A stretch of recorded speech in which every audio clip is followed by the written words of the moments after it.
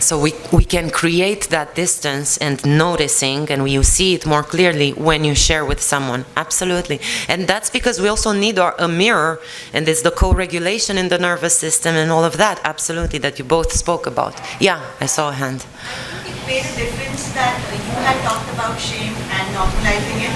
So when I shared it with her, it seemed like it's okay to share shame. So I think talking about it in general made it one step easier to share with the other person. Yeah. And her listening or the safe space that she created made me share probably even more in deeper. Oh, I'm happy. I'm happy about that. And that's a very important point, because this shame protector, the critic that comes and that says, shut up, it many times about what you said needs additional to individual therapy, it would need a group setting. This is the best way to work with the shame, because sometimes I cannot share, but through somebody else's experience. That's why Alcoholics Anonymous and all the support groups are working so well, because I hear and I see my experience reflected in someone else. And then I get mirrored, and then I'm not the only one, and I don't have this sense of lack of belonging. You know, Mother Teresa said, it's a beautiful quote, that the biggest illness of modern days is not leprosy or illness, disease, it's the lack of sense of belonging. And that produces all our disease of the mind, of the body, of the spirit. So in this group setting, about what you said, it was the fact that one person shared something, and that gave the courage, okay, it's okay then, it's safe then, and we need that. So be aware, that's also when I have clients that are very much in their shame state, sometimes I invite maybe them to look for a support group, or there is something I was sharing yesterday that I've done with some clients. It came, but it worked. I had some clients that were coming one after the other on my couch saying the same story, and the story of shame and the story of isolation, and saying, I'm the only one, there's no one like me practically, I'm horrible, I'm a horrible person because of these things. And the one before was saying the same, and the one after was saying the same. And it was breaking my heart that I couldn't put these people, that there was confidentiality, right? And that I couldn't say, but there was George before that is exactly like you, and you could be friends, and the other one after you. And at a point, my supervisor, I was sharing about this difficulty, because really it was a problem for me in the space, and it brought a lot of pain for me also to see that. And my supervisor came with an idea. He said, but why don't you ask them if they want to meet? This might be a bit outside of the box, but it's asking permission. So because I'm a group facilitator and that's what I like, I asked some of them, so how would it be? Would you like to be part of a group? And I asked some of these that were having these isolating experiences, and they loved it. And they loved it. And they meet once a month. They're a group of about 6, 7. And they're connecting and they're talking about that. And I come sometimes, but sometimes not. They're just connecting by themselves. So I'm just offering that. It's very, again, outside of the box, but it can be a way of connecting people and of working with that shame, because if we work just one-on-one, there's still an idea there. Yeah, you're my therapist, you have to say this. You know? Yeah. I saw earlier and I started talking. I was just recognizing what a trap it is. Yeah. What a continuous trap it is to Yeah. stay inside it. That still I have to feel invisible Yeah. and stay in this, and I don't need to be. Yes. Yeah. Yes. And building the capacity in my body to get myself out of that state. Right. Yeah. Such a beautiful point about building that capacity, absolutely. And that's how we build the capacity, through practice, through being with it. I'm going to share, I'm going to be with that pounding heart, and with the flash in my eye, I feel horrible and I cannot look at you today, tomorrow, and then we build up that capacity. And then we don't identify, and we can be with it instead of crashed by it. Yeah, yeah. Yes?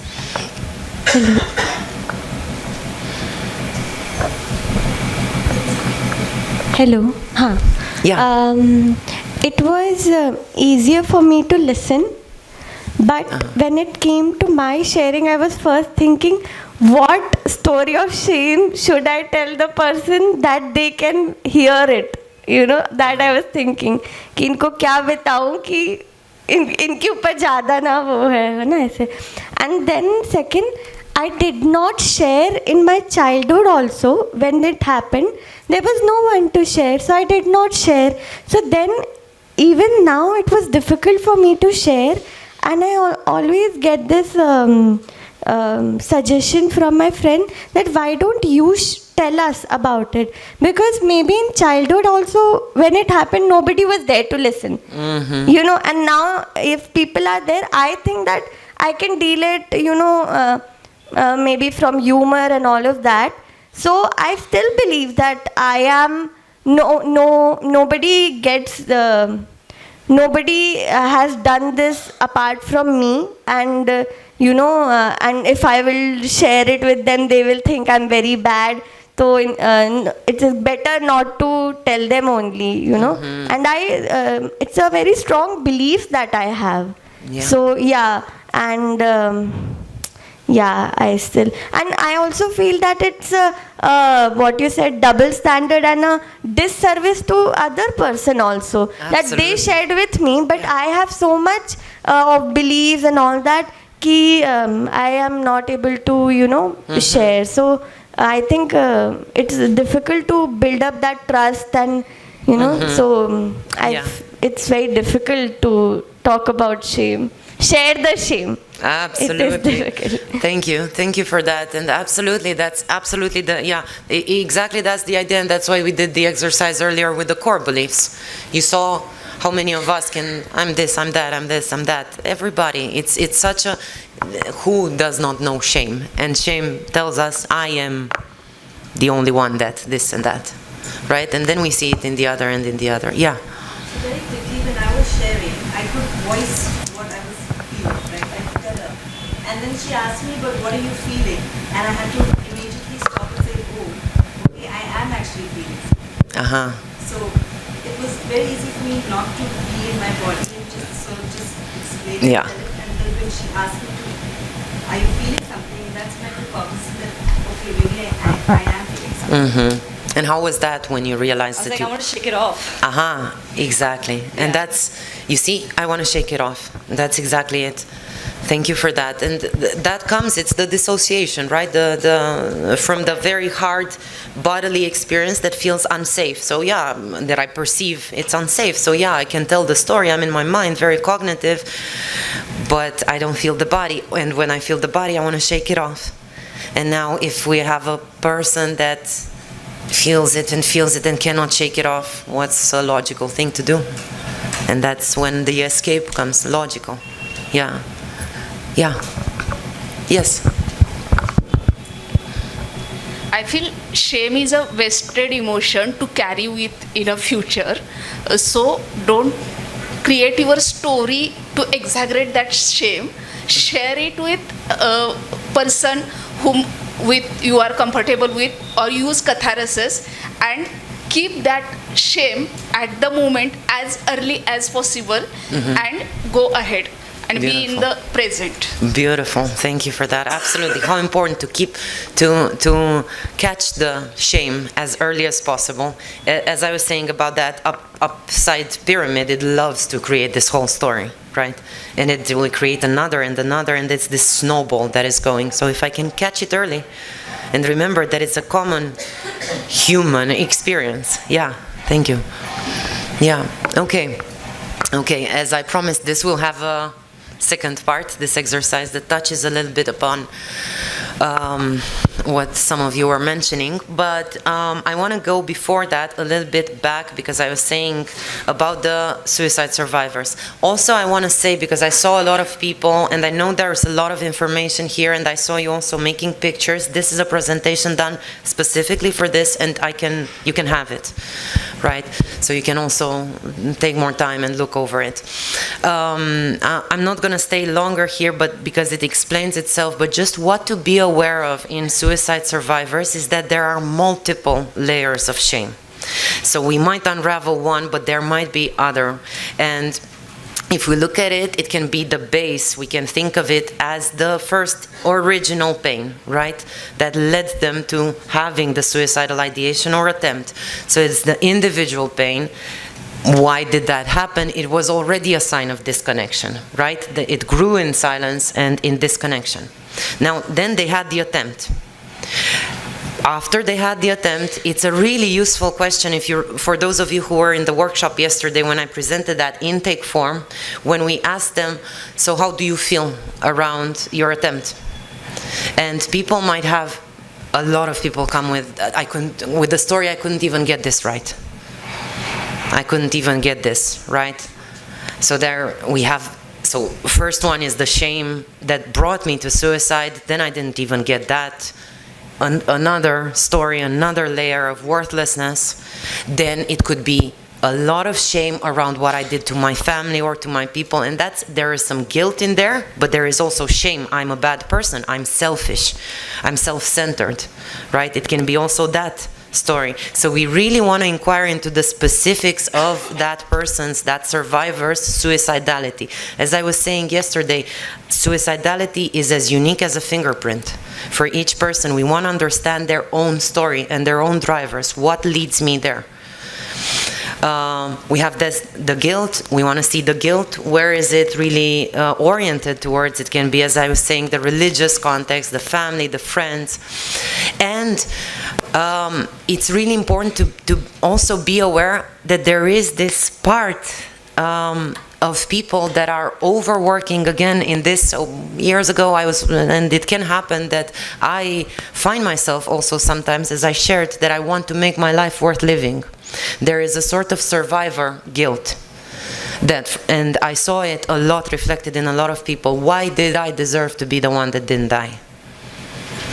Why do other people die? Especially when you get to, as a survivor, when you get to actually appreciate your life, when there are moments of joy, after living with a lot of suicidal ideation and attempts, there can come some guilt. Why do I get to still be here for my kids and other people didn't get a second chance? So in my beginning in this work, I will absolutely confess that I was overworking out of that, because I was wanting to make my life worthwhile and to save the next one and to save the next one, and I was taking calls in the night and I was sleeping 3 hours at every time. Canadian, US clients out of my time zone, call me, I'm there, call me, I'm there for everyone. And it was coming out of shame and it was killing me ultimately in the same way, because I burnt out completely, I had depression, I had back to, so it's the same cycle. So to be aware of also of that, that's again very specific. And how do we also grow out of that? I wanted to also offer this. There are if you're familiar with the work of Chris Germer and Kristen Neff, and here you will have in the references also the self-compassion scale, and this is so interesting for us also to apply to ourselves. You will find it as a link in the references, because there you can see the areas in your life where you have it, where it's easier for you to be more self-compassionate and where you're not self-compassionate at all. You can be, for example, as a parent, I don't have compassion when I yell to my kids, for example. But as a professional, maybe I can have compassion, or so and so, right? Different. And it's really useful to see in ourselves, but also in our clients, where do you struggle with having self-compassion? And you see, he names them here, the 3 healing paradoxes of shame. That it's around what we were saying this time. Shame feels blameworthy, but it's an innocent emotion. It came to save us. It's the quiet little hero. It's not an enemy. It doesn't want to kill us. Then shame feels isolating, but it's a universal emotion, what we just explored. And shame feels permanent, but it's a temporary emotion. The same, it will pass. It's not permanent, but it can feel permanent, right? And Kristen Neff is offering these 3 components of self-compassion, and they're opposites, and they're all features of shame, right? The fundamental elements of self-compassion, they're self-kindness, and what is there as the opposite is self-criticism. I would never criticize someone with the highest standards, but me, yes, I cannot fail this at all. But I'm compassionate and kind towards another person. That's shame. common humanity versus isolation, and mindfulness, what we were saying, versus over-identification. So not being in the shame, but being with the shame. These are really good practical tools to journey into if you don't know them exactly. They can be very helpful I found them very helpful in my process, and then also working with the clients in how do we build that self-compassion. And one last thing here I want to also say about self-compassion, to be aware that for trauma survivors, sometimes self-compassion feels very dangerous. And we might have the agenda as a therapist to really build that self-compassion for that person. But as we were exploring earlier, if I would have had self-compassion and stood up in front of the abuse or the beating, I would have had it way worse. So then self-compassion is dangerous. And they will not be able to connect to that. It's a very slow titration of that. For people coming from abuse environments, from severe trauma, it feels very threatening, and it will feel disgusting. This is what people say. I'm disgusted by, let's have self-compassion, it's disgusting. Why? In the same way that I was talking earlier. It's dangerous, I don't want that. And I know myself as a practitioner, as a therapist, I had this agenda. I want them to see themselves as who they are and the resilience and what these beautiful traits inside of them, and it was hurting me, their self-criticism. Of course, in all that time, I wasn't seeing that I'm doing the same to myself. Because also self-compassion to me felt dangerous. If I have self-compassion, maybe I stop from this work and my life is not worth living, for example. And I will put boundaries. And for them, it was the same. And when they connect physically, that self-compassion can come in, then we can have a collapse of the nervous system and a collapse of the somatic based reality of that person, and it can be a risk factor for escalating a suicidal crisis. Just be aware of that, to be very aware of the background of complex trauma of the person. If it has been abusive, physical, then people tolerate hard to be in their body. They don't really tolerate, they will dissociate. And if we bring in that self-compassion, it's really, really dangerous. So we want to do it very slowly, and asking all the time, how is this for you if you can connect with this a little bit? And being in connection with them. When we reflect something good to them, we want as therapists to say, oh, you are this and that, and do you see your victory? And we might see our clients shrink when we say that. And it's not because they don't want to believe it, it's because it feels as a mortal threat. So we don't want to bypass that because I have an agenda. Okay, and lastly, just to finish also on a positive note, how do we reframe this? And also Chris Germer is talking about the common humanity and the wish to be loved that is at the core of any shameful deed, quote. And it's actually the felt response when we don't get met in the way we had hoped. Someone asked me earlier, and before we do shortly this exercise, someone asked me in the break and shared a story where they had a slingshot and took the slingshot at their sister, and they hurt the sister. And they were asking, is this shame or guilt? So I asked, okay, would you like to not have done that? Yes, that's guilt. It's a corrective behavior. And I asked, the next question can be, and what do you make it mean of yourself? Because it's interesting that after all these years, the memory is still there. Right? And that's what comes up. So what did you make it mean of yourself that you took the slingshot and hurt your sister? And the answer came very naturally, well, I was a mean kid. I was a mean kid.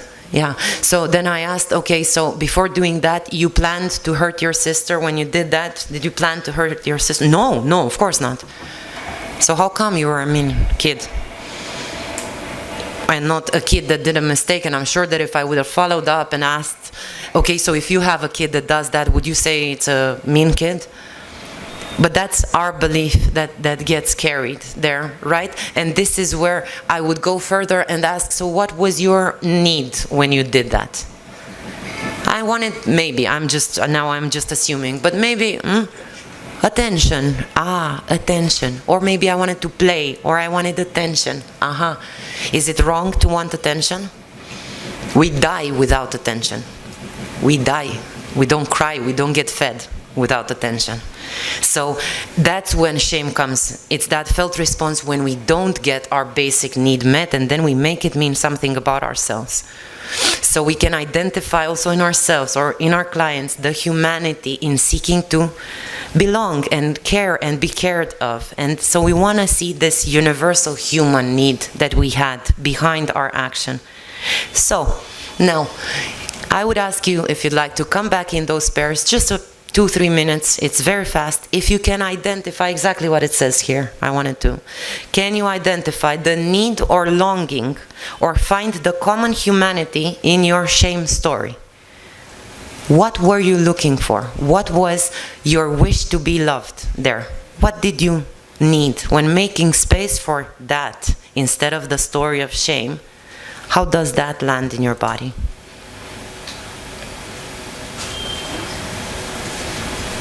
Just shortly, if you can share, just to have that connection. I wished this, and hold together. See how that feels.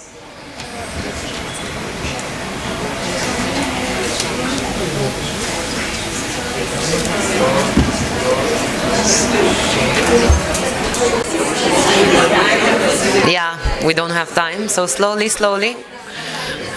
Let's just come back.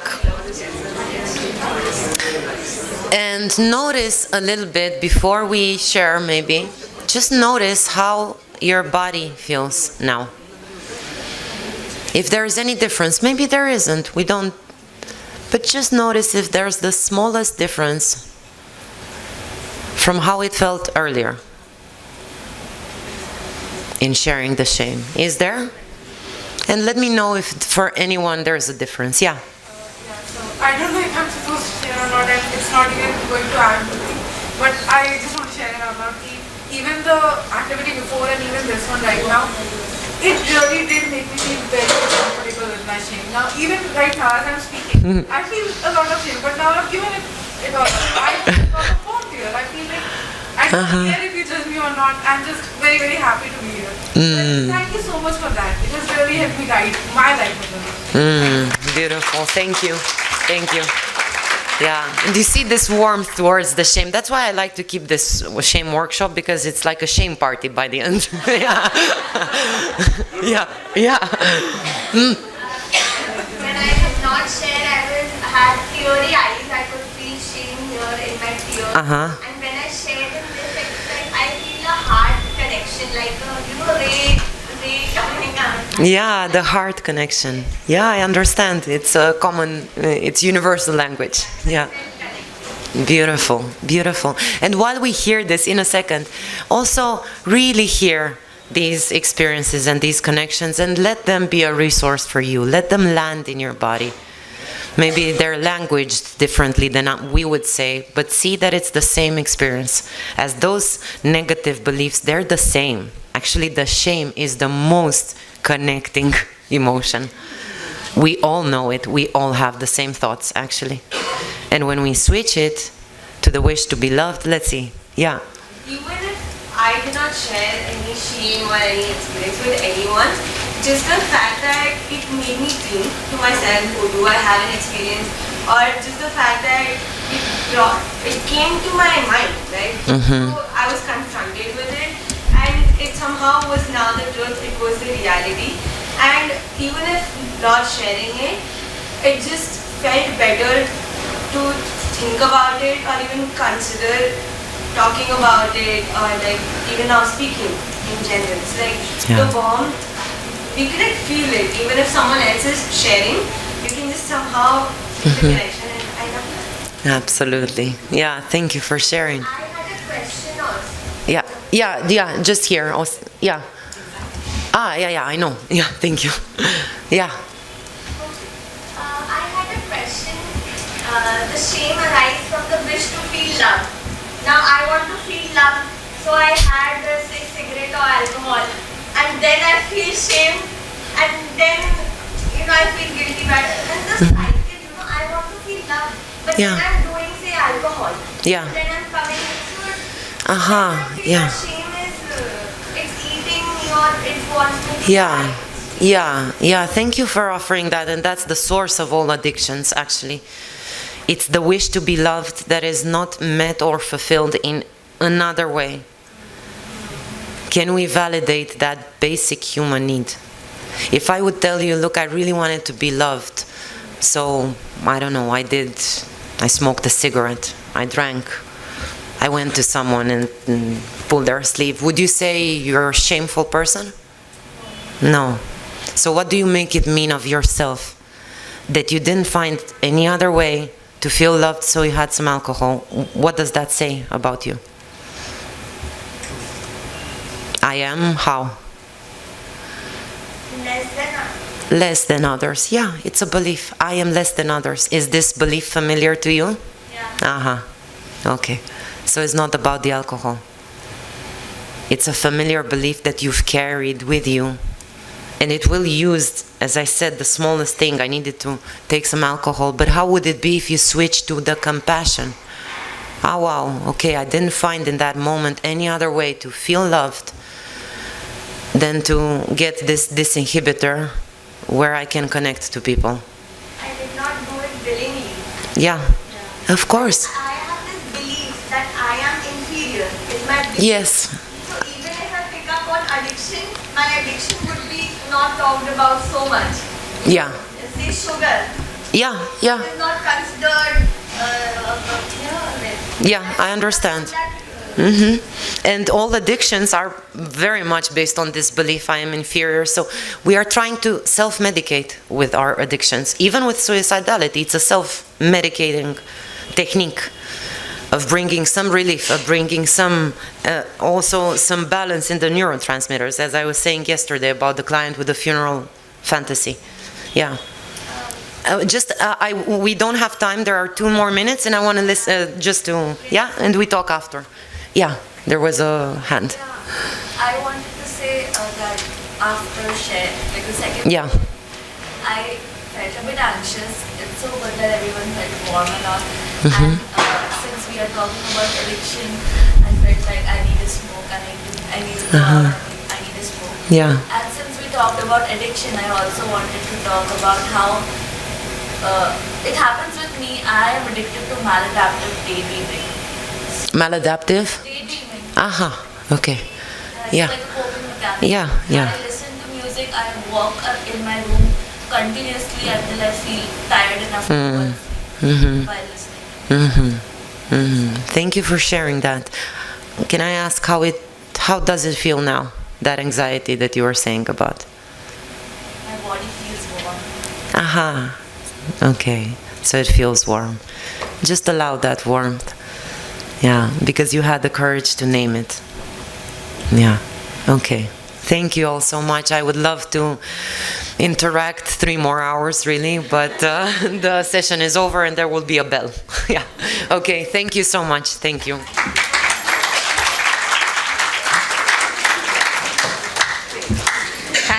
Thank you, Irina, for this beautiful, insightful, heartwarming session.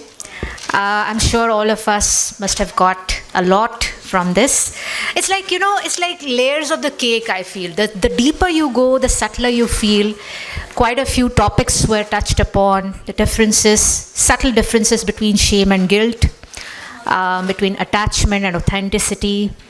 And really, really grateful, Irina, for all the sharing here today, and also the experiences that all of you shared and all of you participated. Thank you so much on behalf of Connecting Trust. May I request Mridula, our dear volunteer, to please felicitate Irina. So many felicitations. Yes.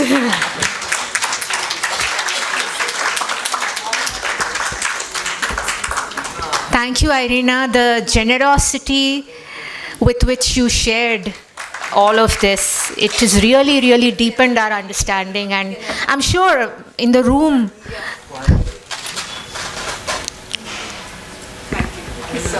Thank you for interacting and being so open. Thank you. yeah, it has deepened all our interest in this arena, and I'm sure we'll continue with the conversations. So I'll just quickly tell you the agenda now. So there is a tea and coffee served at the back. Please feel free to have it. After this, at 4:45, we gather up in the Bliss Hall, and the sessions would continue there. Okay, the break is short, but make sure you make it refreshing. Okay, see you all soon. Thank you. Would it be a good, or are people that are still needing a little bit of time? Let me know. I don't want to cut off. Is it okay if we stop here, this exercise? Just to get a feel of it. Maybe you didn't get to finish, everyone. So in this exercise, this is mainly what we were looking at. And how do we work specifically, practically with shame? And I was talking about name it to tame it. And it comes from Dan Siegel, that speaks about the interpersonal neurobiology and about how to actually bring back online the thinking brain or the prefrontal cortex. When we are in shame, when we are in this dorsal collapse, exactly as in the fear or the panic, we don't have access to the prefrontal cortex. What does that mean? That our client that may be suicidal for a while, and we provided them with the best tools possible and the best resources and safety plans, and they are practicing them with us in the office very well, and then they come and say, I just didn't remember anything and I just cut. And they come with shame. And that's why it's a neurobiological reason when they are in that shame state or in a fear state or whatever very strong emotion, they don't have access to the prefrontal cortex, so they do not have access to all their knowledge. We can have manuals, but we don't have access. They have that impaired. It's a fragmentation, right? So how do we bring that back? The simplest tool that both psychotherapy and spirituality actually knows is name it, vocalize it, verbalize it, right? And we know from spiritual traditions and the meditation, this is what it is. We are noticing and we are naming, but if we're naming verbally, I have shame, then I'm out of the shame state. I'm feeling it, but I'm with the shame and not in the shame. That's the big difference. I don't want to do my work with shame, and how can we titrate it, and how can we maybe reframe it and understand it deeper, and what is its somatic experiencing, the beliefs that might show up there. And I'm going to speak a little bit also about suicide survivors, because this is such a category that is not really, it's been spoken a lot in this conference, and I was surprised about that, but in other conferences or in the work with suicide, it's not so much approached as the loss, as it was said about the survivors of loss also, but also really deeply understanding the specific architecture of a suicide survivor. In speaking about the layers of shame and guilt that might be showing up there, that's also not so spoken about. So I will be bringing that also, and hopefully we can connect also. I would very much, my intention would be to not keep it all academic and to really connect from a personal space also. And to do that, I was looking today during the talks, during what I was hearing, and also yesterday, and I was noticing a part of my own shame coming up. And that part was very much about hearing so many people and speakers speaking about the value of the lived experience. And having this keynote speech where it's it's emphasized the importance of having the people with lived experience that can do this work also. And for me, as I shared yesterday in the workshop, for those of you who were there, the point of entry, the place from which I'm coming from in this work is from my lived experience, is from my personal experience. I've been living with suicidal ideation for 20 years, I think, since I was very young. As a result of trauma, and I've had multiple suicide attempts, and including when I was this professional, successful, seen as an academic victory, let's say, probably also because of that, having small kids also, and that my shame and guilt around that were huge, that how could I actually think of leaving them. And I've carried that shame and guilt for many years. I thought in my therapy and in my own healing, and especially in the work with Gabor Mate, that I'm owing so much, and that's why I also try to spread the message as much as possible. I thought that this shame is more metabolized, it's more integrated. And it's very interesting for me to notice it still when it shows up. And it does show up. It does show up in the training that I'm holding, the suicide attention training, which is a big international training for helping professions. And when I show up at the first session, my thought there is of this imposter syndrome, of I am on the other side now and I'm teaching doctors and psychologists, but I'm actually the patient underneath. And it's so constricting and it's so collapsing, and I lose my train of thought and I go silent. And for me, it's extremely healing to also be with that experience. And I've noticed it today also. Hearing this lived experience, I was thinking, that's me, so it's a good thing, actually. And of course I know it's a good thing, but still that part in me, I could see it and I could really welcome it and offer it that compassion that, hey, you're here, the one that believes still that you're broken because you went through this, right? So just acknowledging that those parts are in us still, and I want to also acknowledge that they are in the helping professions, that we are losing a lot of people in the helping professions. Just 2 months ago, a great psychologist from America, from the US, that established some institutes of suicide prevention and campaigns, and a pioneer in research that has taken his own life, actually, died by suicide, and so many professionals that it's not being spoken about, because the shame of a helping profession to be struggling themselves is huge. And the stigma and the isolation and the fact that we don't talk to others because I should be the one that has it all together, right? So also making space for that in our exploration and bringing that into attention, because we're all human. And it's also about these roles, and I will be speaking about roles and identities and behavior and how that instills shame and drives the isolation.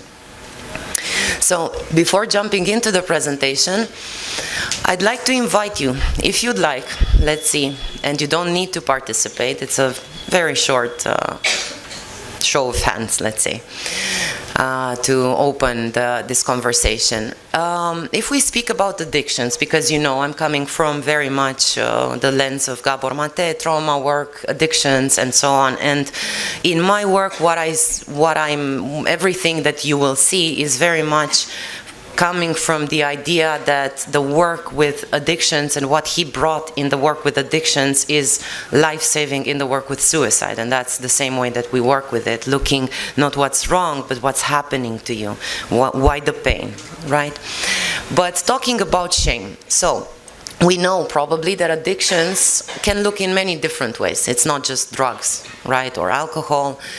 It can be, we can have so many. An addiction is any behavior that is for coping, but that we cannot stop, regardless of the fact that we know it's harming us, right?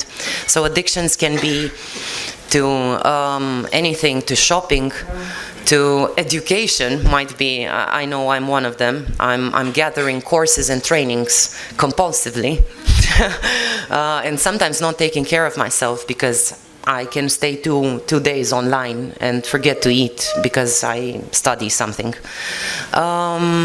Any of these, right? There can be so many. So if you recognize any of them in you and your history. Maybe they're still present, maybe you battled some of them in your journey. Would you be comfortable to raise your hand? Whoever struggled in any way in their life with any sort of addiction, smoking, drinking, anything, right? Okay. And noticing this is not about now, you can lower your hand, it's not about now looking at the others, but feeling yourself. How is it for you to raise your hand in this? And to say, yes, I struggled with addictions. Just noticing the somatic feel of it. Is it easy for you to raise your hand? Do we raise the hand a bit like this? Maybe nobody sees me. Maybe I raise it more. Maybe I look around if there's someone else like me, or am I the only one that had the courage to raise their hand? Just see what happens. Is your pulse more intense? Is your breath maybe more superficial, more shallow? And in tuning out with this is a first really micro experience of shame. And then, let's see, who would like, if you feel comfortable, to raise your hand if you ever had any suicidal thoughts in your life. Wow. Okay. And now with this, if you'd like, you can look around. And also noticing and holding space for the emotion that is in the room here. I see some people having that emotion of raising their hand, and thank you for the courage to do that, actually. And thank you also for the ones that didn't feel to raise their hands. Making space for that also. It makes all the sense. But noticing how this felt. Was there any difference from raising our hands for addictions? I'm really curious.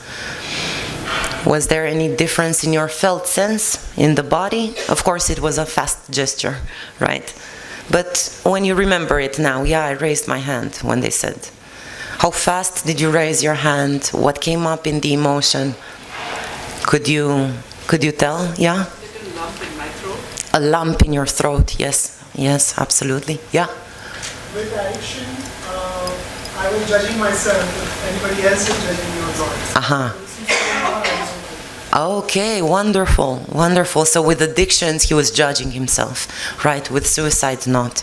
Okay, yeah. With the addiction question, my hand went up easier. The next question, my body felt heavier and there was more resistance to or praise, acknowledge it. Yeah. So with the addictions, it went faster because we're a bit more used to that, right? But with the suicide, it was heavier. But look, there was another experience. So that's also so beautiful to see the diverse experiences. Yeah. There was a hand there. Yeah. I felt reluctant to accept that I went through that. I didn't hear before accept. I didn't want to accept that moment. I felt reluctant to accept that I went through that emotion. So you want to accept that. Yeah. So there is, if I say I want to accept, there is still a block. Yes. Yeah. There is still a resistance there in accepting. Yeah. Thank you. Thank you for sharing. Yeah. You were raising your hand? Yeah. So I think it was really easy for me to raise my hand because I know all of them here are strangers and no one knows me and I can see them again. But if there were people from my family or friends or college or if I had to see them again, I would probably think twice. Yeah. It wouldn't be hard for me to raise the hand, but it is much more easier to raise my hand right now. No, beautiful point. Thank you for bringing that up. Absolutely. How many of us can resonate with that? Yeah, it's the safe space of actually not knowing those persons and not having that fear, maybe, right? We'll connect again. What will they think of me? They will know this about me, right? I will have this mirrored back. But all these experiences are of shame. When I have the lump in the throat, yeah, that's a classical somatic experience of shame. What does the lump want to do? Silence, right? Don't speak. I don't raise my hand. There's heaviness in my hand, in my body, in my shoulders. That's shame. Shame is a state of collapse of in the nervous system. It's a dorsal collapse. It's in the parasympathetic, so it makes me fall and leave my eyes down and not react in any way, right? Okay. Thank you. Thank you for contributing to this. And this is opening up the, let's see, does it? I have to touch it. Yes. Okay. So I wanted to open after this exercise with this beautiful quote. It's by a spiritual teacher called A.H. Almas that says, and this is something that whenever I see that shame coming up for me or I work with my clients, this is one of the quotes that I'm basing my perspective and offering.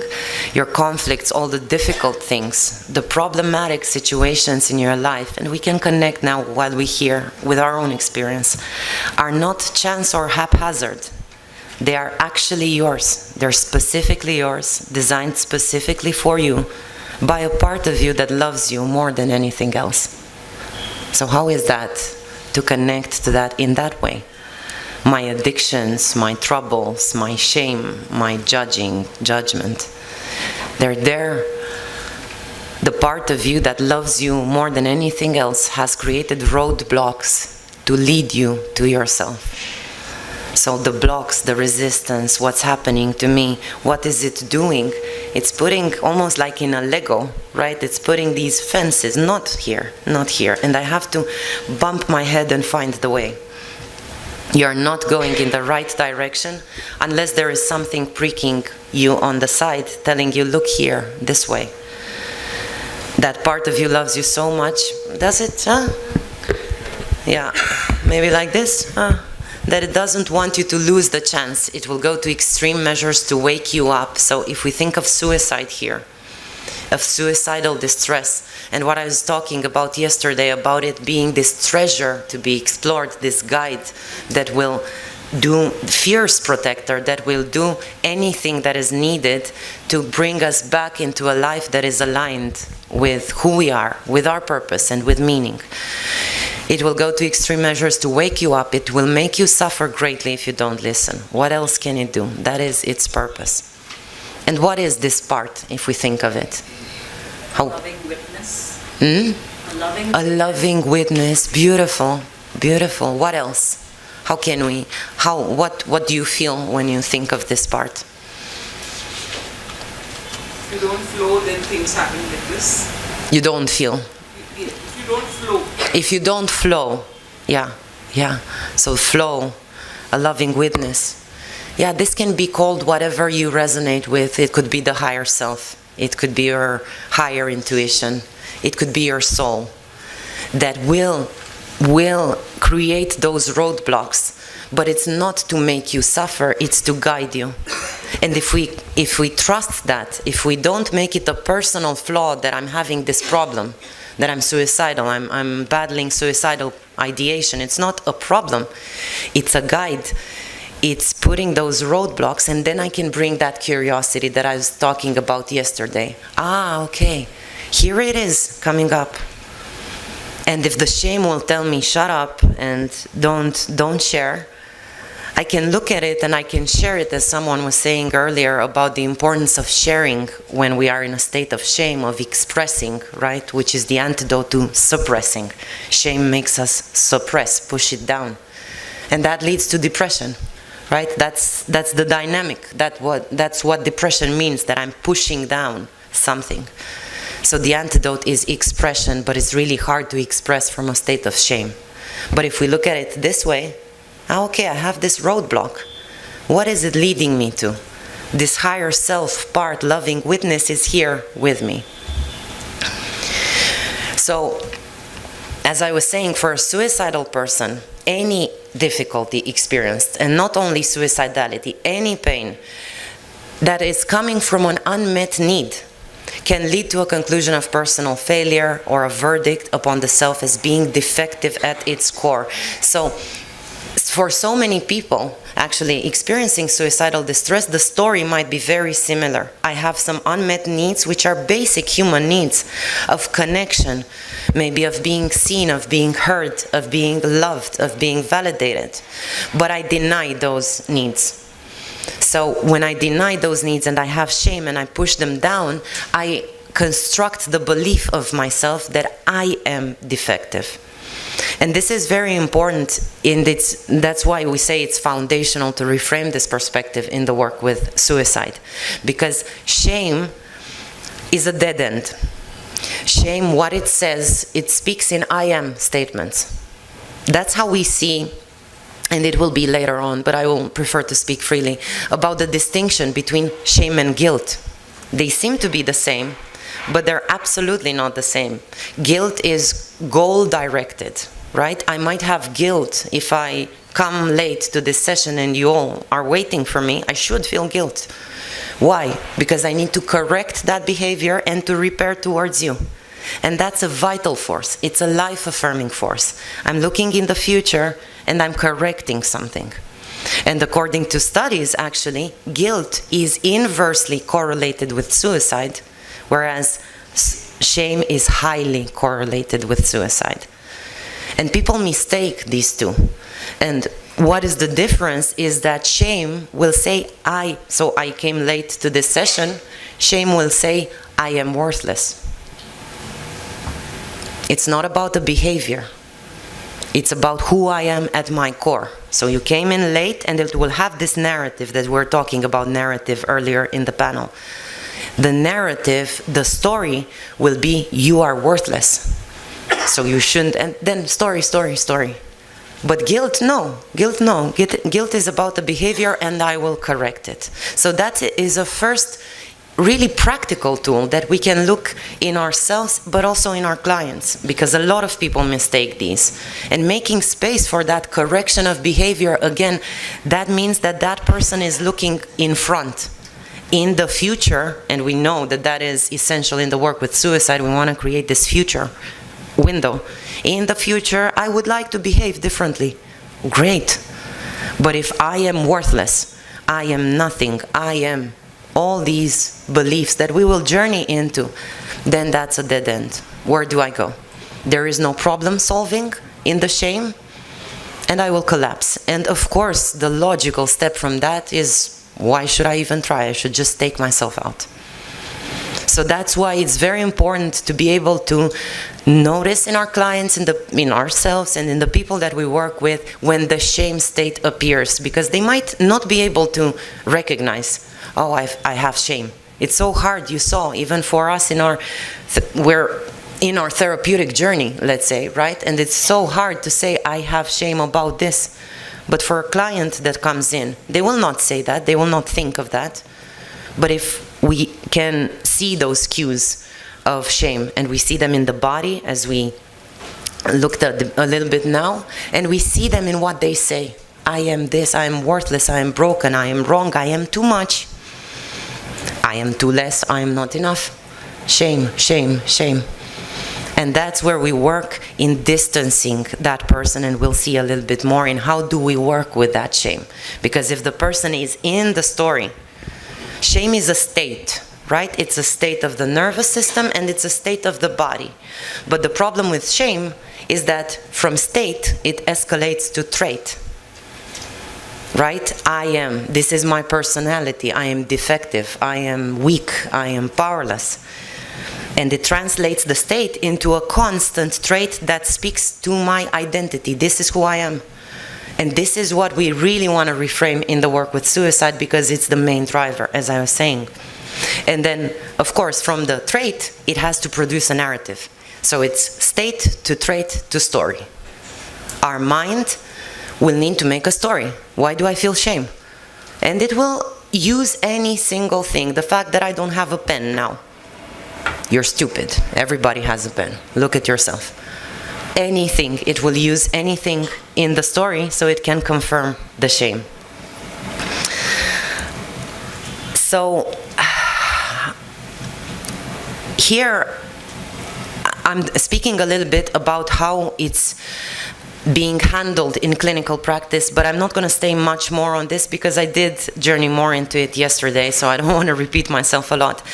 But we're looking at the shame also that comes for people in how they're being met in the clinical practice, in the hospital, let's say, environment, when they are expressing suicidal ideation, because the main, as we all know, that the main safety prevention tool, let's say, if we can call it like that, in suicide, is getting people to speak. And in my work, I started in holding monthly groups of support for therapists, actually, in compassionate inquiry. And I was working before with groups also, for the people that were experiencing themselves any sort of suicidal ideation. And the first thing, when they would come in, they said, first of all, hey, I don't like this word prevention. I didn't want to come because for months I wanted to come, but it's called suicide prevention group. And this goes against what my experience is right now.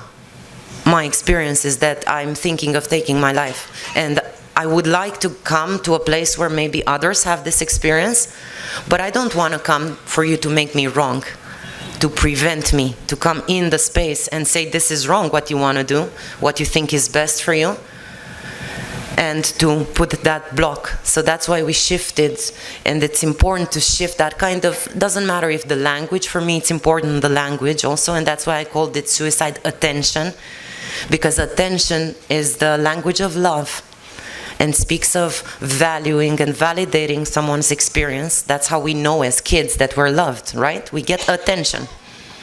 So a suicidal person needs attention. And not prevention, which says, I know what is best for you, and how they're being met. And then the second question after prevention, they said, so, but will you report me if I say this? Will you tell my mentor, my teacher, my supervisor? That was the first thing. They were so much in fear of being punished.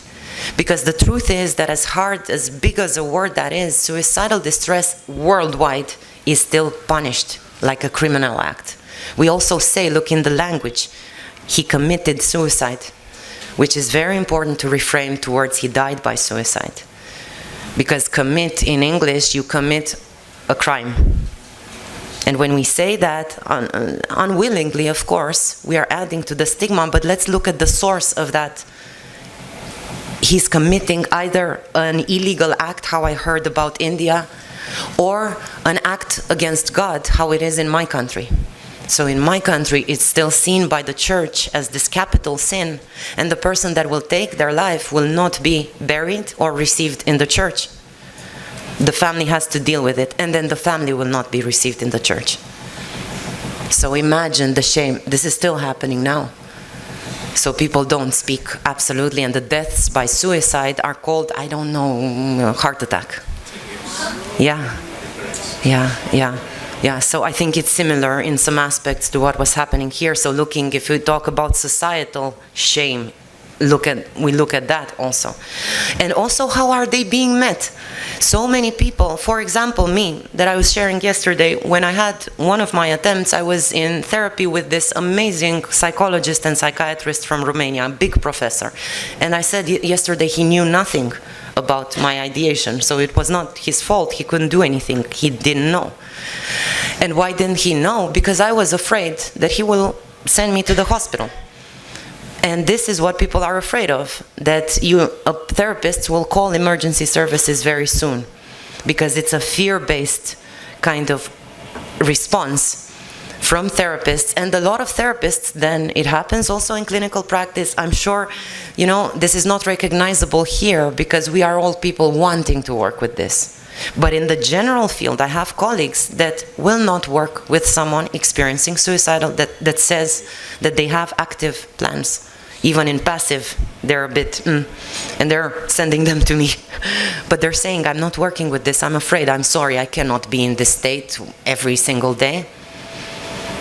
And that's that constricted state. And how is that for a person to be able to maybe open up for the first time, to have that trust to their therapist, and their therapist will say, hey, I'm sorry, I cannot help you anymore. This is too much for me. Imagine then the shame and the disconnection. And as I was saying, right, that is shame. It's disconnection. It's someone, an attachment figure, a safety figure broke the connection with us. So, of course, we want to, but we know this, welcome and understand and really integrate, come with that curiosity towards that experience. Okay, so understanding shame. I was saying that it's very much about these statements that speak to the core, to our identity, and that it is linked to these unmet needs. But what happens with these unmet needs, because we still have them? For example, many of my clients, and that happened to me in my history also, one of the triggers for a suicidal crisis was the fact that they wanted to reach out to friends, but they just couldn't. They had shame. And again, I very much recognize that experience. But that is a basic human need, to connect. They were making that human need wrong. Why? Because at one point in their childhood, they understood that that need is wrong.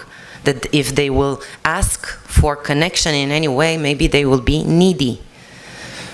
Why? Because the parents didn't have the resources to be there for them. So that's the imprint and the programming. And as adults, they will not reach out, but they will need that connection. And that's this, we call it this keeping a ball underwater kind of energy. I'm pushing down my needs that will keep on surfacing like a ball, because I need to live, and connection is necessary for living. Safety is necessary. So many other aspects and needs, being able to choose my own roles in society, not being constricted and pressured to do something that I did not choose. Again, these are basic human needs. But if we are in a society that normalizes them, I'm going to keep on pushing down and they will keep on coming up. And that's where there is this clash between one part of me and another. And in this clash, usually addictions or suicide happens, or self-harm, because it's this continuous pressure inside the individual. So John Bradshaw, in the book The Shame That Binds Us, if you didn't read it, I highly, highly recommend it, and it will be in the references, also talks about this all-pervasive sense that I'm flawed and defective as a human being. So let that sink in, if we can connect flawed and defective as a human being. And the all-pervasive sense, this is again what shame is saying.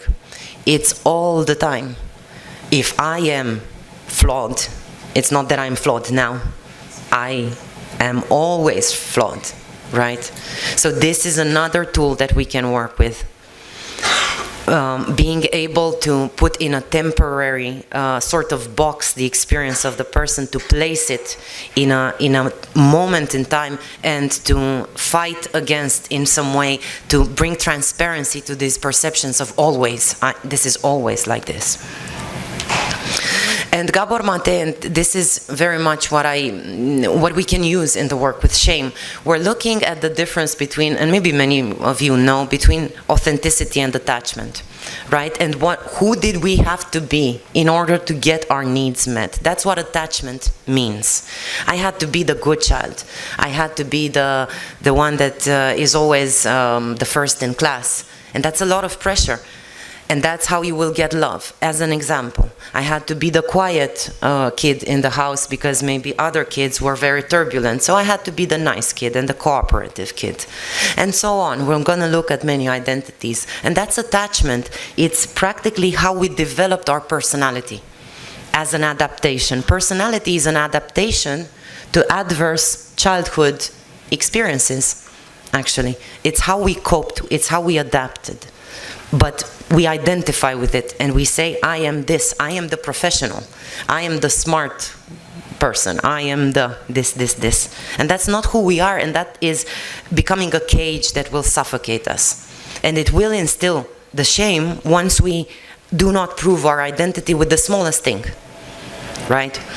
So we see, and what is authenticity is is letting go of these traits and letting go of these personality constructs and being able to voice your needs and being able to say, hey, this is actually not okay for me. You are too close to me. You are in my space. So actually, I don't want to do this exercise, or I don't want to do this.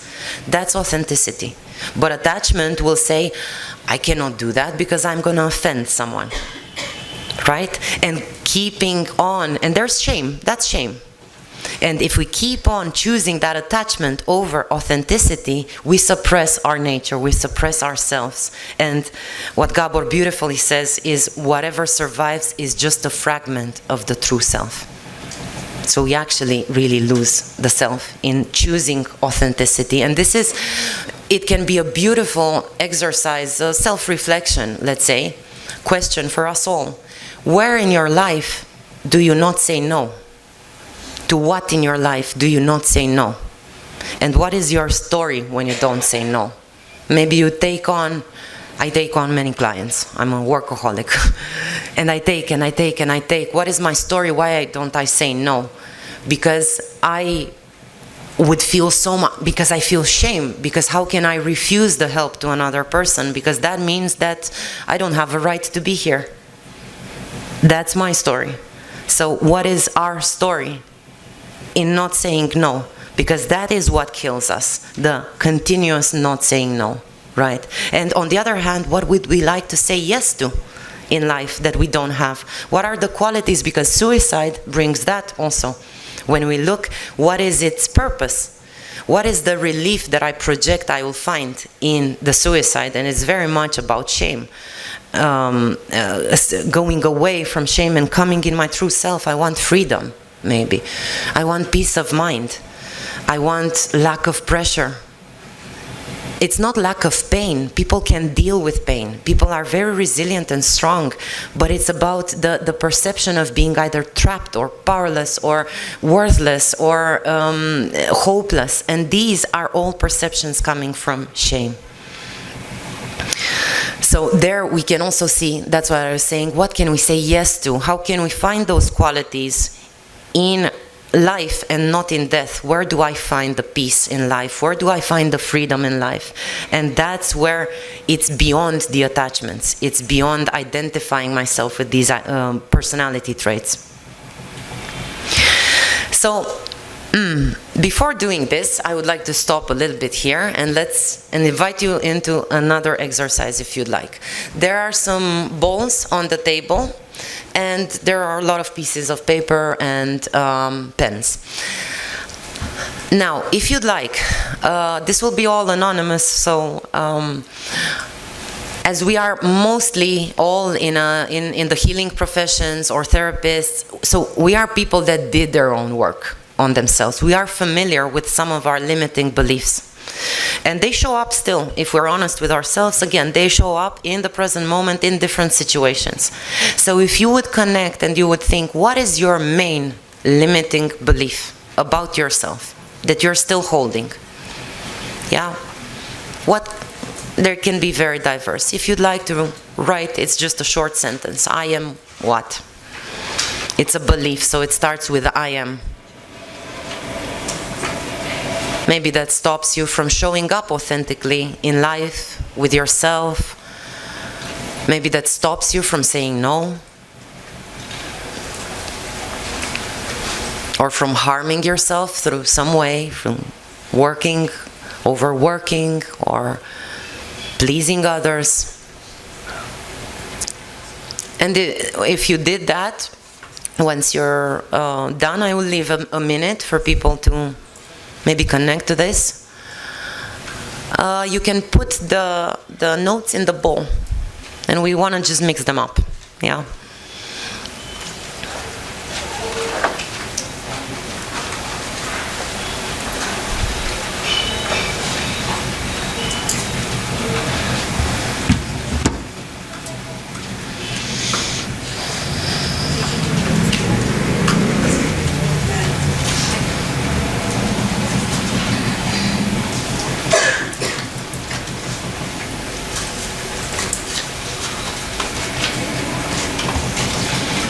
And if you'd like, if you're ready, I still see people in the back having the papers.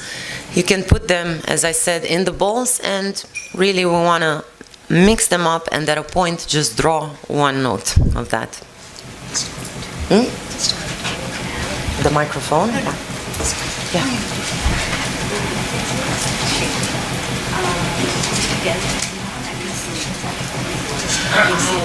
Yes. Okay. Yeah. Okay. So a disclaimer that I was told now, and just to be aware of, these sessions are recorded.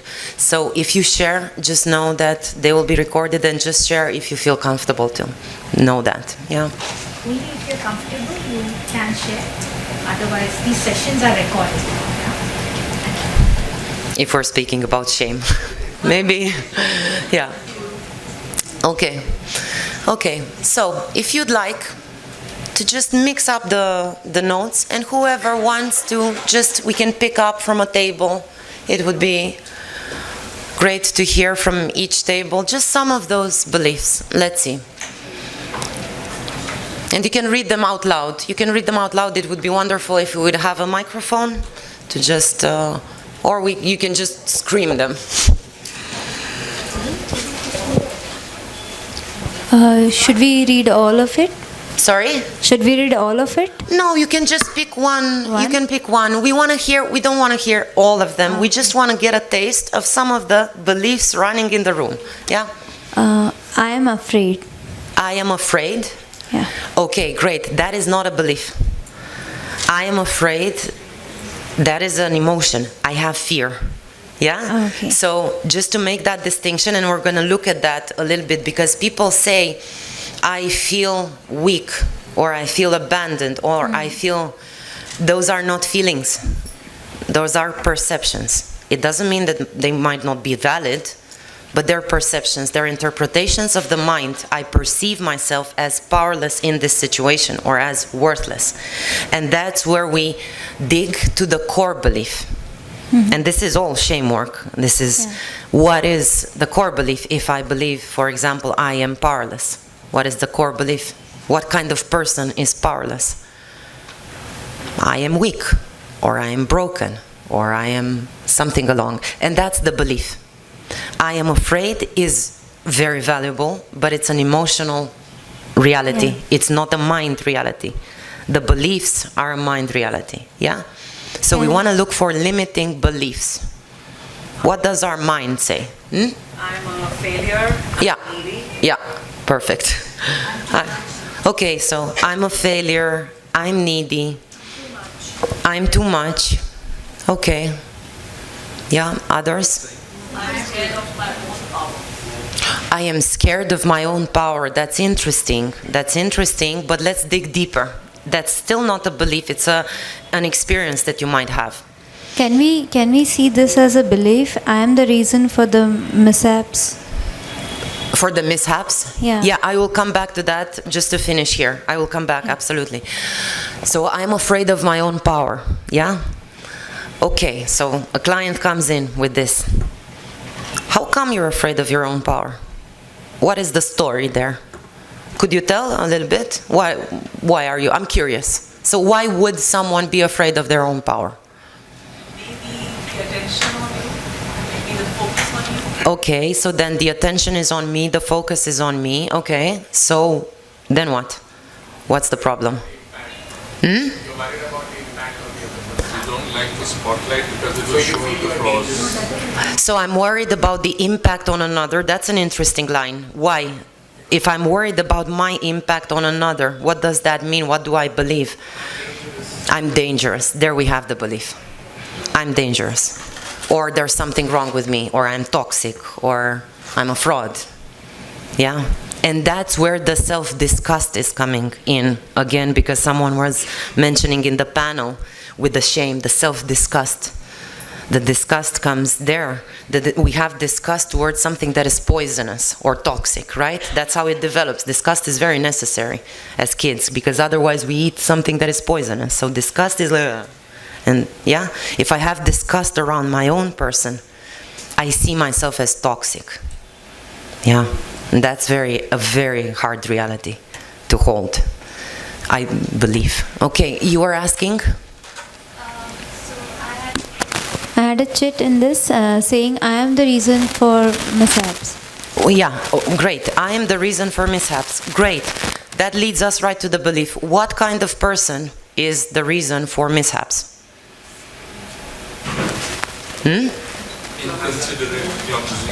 Inconsiderate, clumsy, stupid. What? Unlucky, unfortunate. The one who is feeling worthless. Worthless. Yeah. Yes, all of these are beliefs. You see? And those are the stories that these beliefs are creating. We can imagine that it's like a pyramid with the point down. The point down is the belief. And the belief is an internalized reality from childhood. The belief is not from the present moment. So we can see the shame part as a very young part inside of us. It feels like it's now. It feels like me, the professional adult, has shame around whatever. But it's not that. It's the young part that holds a belief. The belief, like in the pyramid, will open up and will have to create a story. And that's what we heard now. What's the story? I'm at fault for all the mishaps. I'm afraid of my power. I do this. Yeah. No matter how much I try, I end up offending others. Great. No matter how much I try, I end up offending others. You see? Another story. So we have the shame, right? The state of shame. It becomes a trait. It produces a story. That's the narrative, right? And you see how disconnecting all of these are.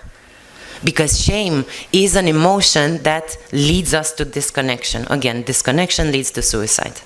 Yeah? So we can also look at the emotions coming back. I saw you. Yeah. So what kind of person? Tell me again your story there. What you read. What you read. Read it again. Yeah. Actually, I said it.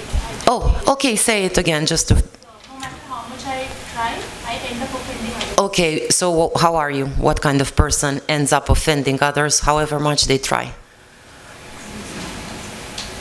Thoughtless, rude, inconsiderate. Rude, insensitive, bad, a jerk, underperforming, irresponsible. Beliefs. These are all beliefs. Again, they didn't come from the present moment, and this is liberating. This is the trauma work, and this is liberating for the client and for ourselves to see.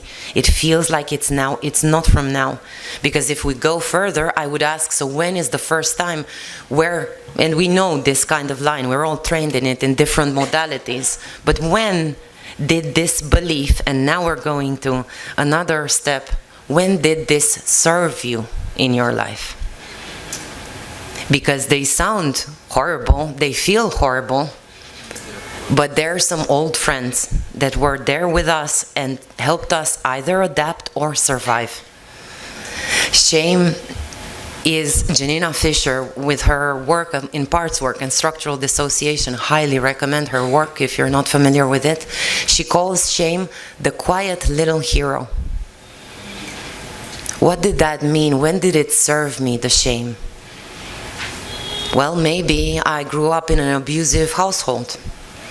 And maybe believing that I'm stupid and worthless and rude made me hold my head down and have shame and hide. That's what shame wants, hide. And maybe that was life-saving. Because if I would have stood up for myself and said, no, I'm a valuable human being, this is not okay, I might have had way more violence. So you see, that's the quiet little hero. That's how shame works for us. And if we see it as that, also as a relational approach inside of us, because when shame comes, I'm like, oh, I don't want to. But if we welcome it and we see, when did you serve me to think that I am too much? Right? For me, it was I am too much. Because I had a lot of emotional, due to trauma, a lot of emotional reactivity, let's say, as a kid, but nobody was there. So I was holding it myself. So I couldn't hold it myself as a kid, right? So either I would have collapsed completely, or I had to understand I am too much, so shut up. Keep it inside. And that's how it protected me, as an example. And all these beliefs, if you look at them, we can see how might this have served you. And this is how we can help our clients that are in the shame state. You see, how does this feel if we can connect to it like this? That it's not, again, this self-defeating story. It's not, again, the identity of who I am. It's not true. It's just a story of the mind that had to protect me at a point. Right? And now jumping back here, we see some of the core beliefs, and these are just some of them. But that's what we're looking at, core beliefs. So how do we work with that? We differentiate between the emotion. Shame is the emotion. Anger is the emotion. Sadness, despair. When I say I feel powerless, that's, again, not a feeling. That's the perception. Right? So we want to distinguish between the emotions and the perceptions of a person.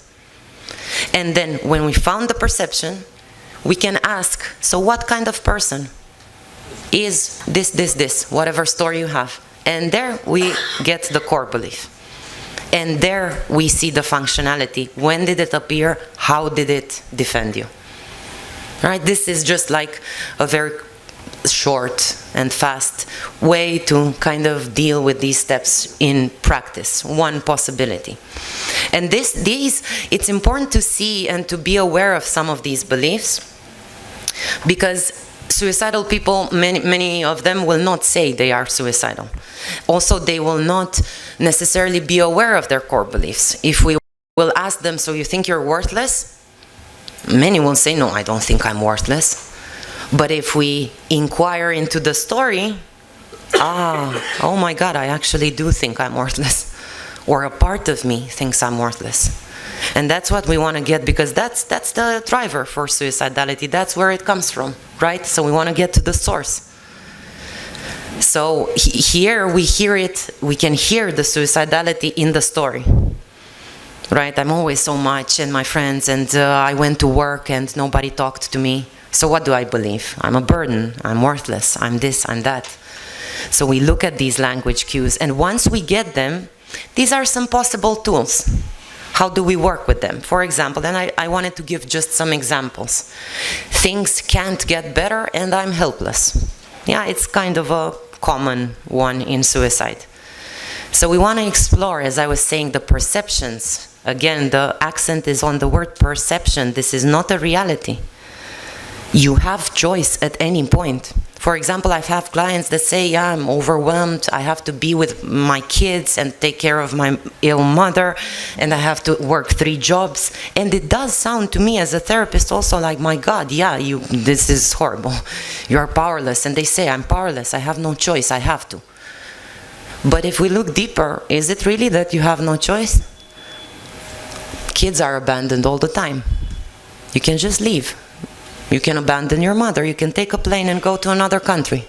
Does anybody stop you? And then they say, yeah, but I couldn't do that to my kids and to my mother. Okay, then that's choice. That's choice. So you don't want to abandon your kids. Why? Because you have some values. You want to take care of your mother. Why? Because you have some values. And you see how we shift from this perception of hopeless. It's trapped. I'm trapped. I'm trapped, yeah, I will kill myself. What can I do? Because it's way too much. But if we can connect to empowerment and choice, no, this is based on my values and I choose this. And it's applicable to mostly anything, except very extreme cases that are more rare. It applies to everything. So we want to hold that in relationship and to reestablish connection. Again, shame is, the medicine for shame is that connection and getting the person to express it. What I was saying earlier, I can never stop feeling this pain. Again, I chose some of the main beliefs in suicidality, and they show up as this or a bit in a different language, but that's what we want to get at. They are definitive statements. Never, always. Yeah, here what we can do practically is really, it's called titration, or we can really see the micro moments when maybe they were not, exactly as someone said yesterday, maybe they were not feeling exactly that pain. Maybe walking to my office today, there was a bird and the bird sang. And for 1 second, my pain was a bit lower. So then that's not true. You can never stop feeling this pain. That's not true. And we can work with that in practice in the present moment when we engage the client and when we see them maybe getting out of that collapsed nervous system state. We can, if we're very present, we can pinpoint it and stop there and pause and say, okay, how is the pain right now? I think it's a bit less. Great, so we have a way out. It's not always like that. And when we hear the always and the never, we know that they are in the young part, because they developed this belief as a child, and young kids don't have access. That emotional memory that gets encoded doesn't have access to the temporary lobe in the brain. So they cannot place it in time. It's always, it's never. And another tool that we can work with in trauma, for example, is to ask, and then what? It was horrible, it was like this, and then what? So that we can open and place them in a chronological way of thinking. And they see that specific trauma, because they can come with the perception, I have such big trauma that I have no way out, I'm hopeless, right? Something so horrible happened to me. Okay, and before that, and after that, and we want to break that illusion of those kind of tunnel vision, that that's all that happened to me, that's all I am, right? So look for the never and the always. Again, some of these are just offerings. I'm sure with the expertise in the room, with the different backgrounds, you can have your own tools to work with them, but they're just possibilities if at a point they resonate. The only way to get better is to die, another definitive one. Is that true? Were they never a bit better? Because if they were never a bit better, let's just remember that they would not be in our office today. So the fact that they are in our office today is a proof of resilience, and that at a point it was better. So that is just not true. So we want to not, of course we don't want to make them wrong and say, yeah, this is bullshit, no. But we want to gently, compassionately open that conversation and inquire into moments in the past when maybe there was a bit of relief. And if we can take anything from those qualities and recreate them in the present, because the resilience and the resources are within us. Nothing in us, not the most severe trauma, will affect our essence. Our true self cannot be touched, only our personality. So the wounds are coming from attachments and personality and beliefs, but not the most severe trauma can take away my essence and who I am as a human being. And that's where we can also remember that in front of the most terrible stories. Just remember that with our clients, that if they are here today, there is still some access to their true self. And that's all we need, right? You see, otherwise, there is no hope, no one will ever love me the way I am. This is where I wanted to offer, if you're not familiar with it, of course you're familiar with the idea of protective factors, but you can look at the end of the presentation, there is a reference to the resilience score questionnaire. You can look on it online also. I hope I included it. This is something very interesting to look at, and also for yourselves, and we can offer it to our clients, just to see what could be some of our protective factors in our life, or what could some of theirs be. Because, for example, I have a client that says he's completely alone, he has these perceptions of worthlessness, he's ugly, he's stupid, he's everything.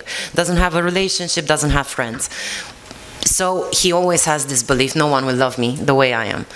But when we inquired and I asked, okay, let's go deeper into your life, there were two things. When he comes home, he has a dog, and the dog is extremely happy to see him and wagging his tail.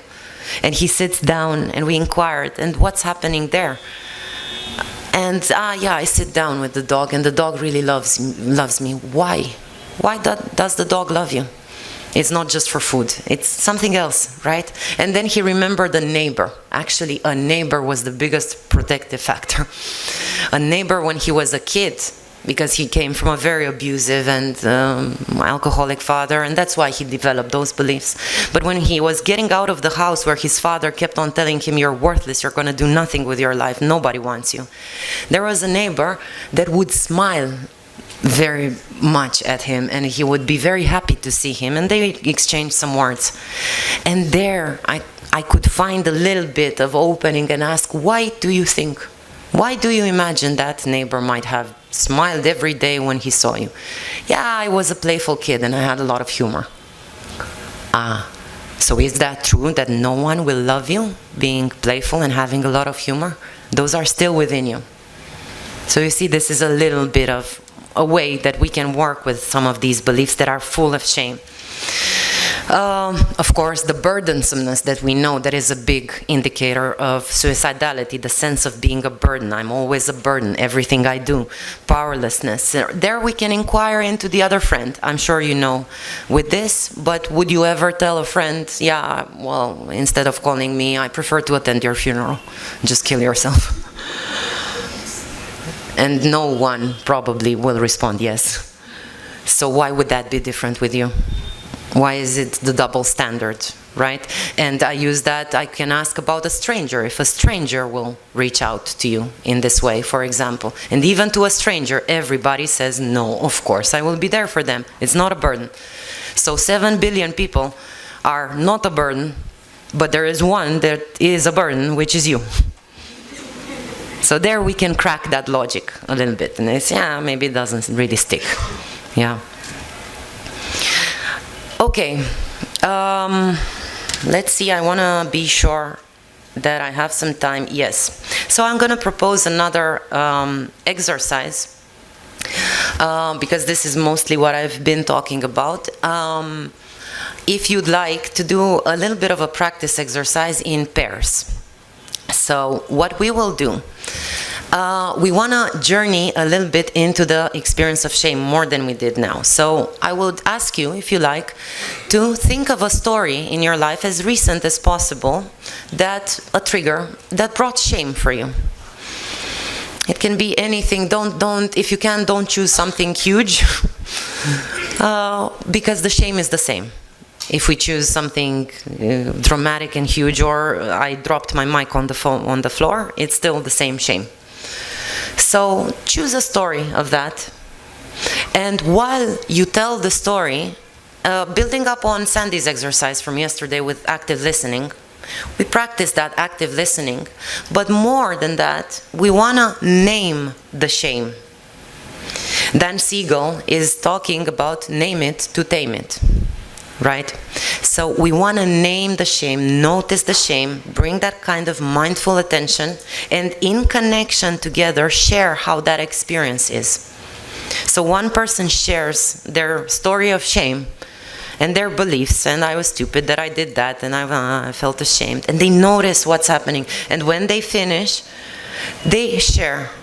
Yeah, so now that I said I have this lump in my throat and my hands are sweaty and I feel it's hard for me to look at you, for example. And the listener, if something is happening within the listener, you can also share.